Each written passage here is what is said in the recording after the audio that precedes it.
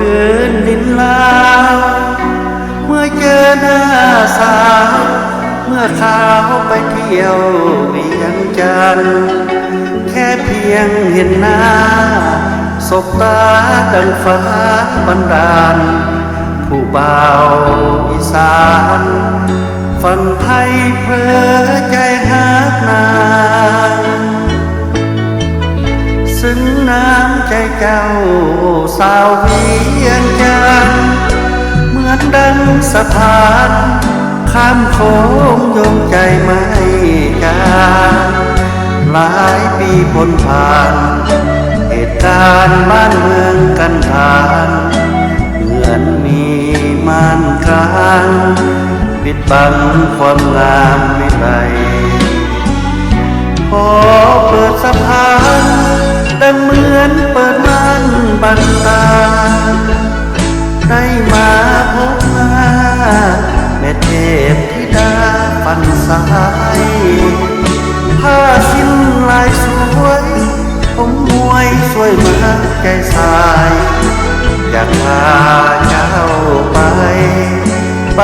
เป็นสะใภ้ไทยแลนด์หัวใจอายหล่นบนพื้นดินลาวเมื่อลาจากสาว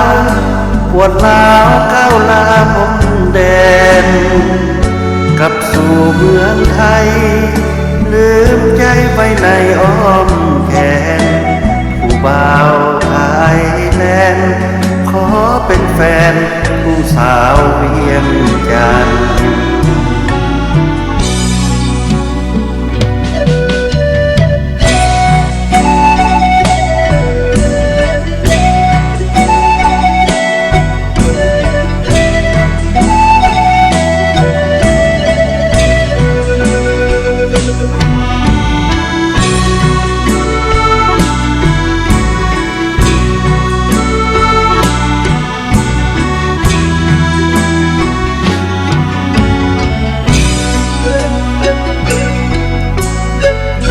หัวใจอายหล่นบนพื้นดินลาว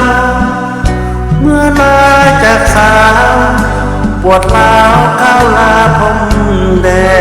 นกลับสู่เมืองไทยลืมใจไว้ในอ้อมแขนผู้บ่าวไทยแลนด์ขอเป็นแฟน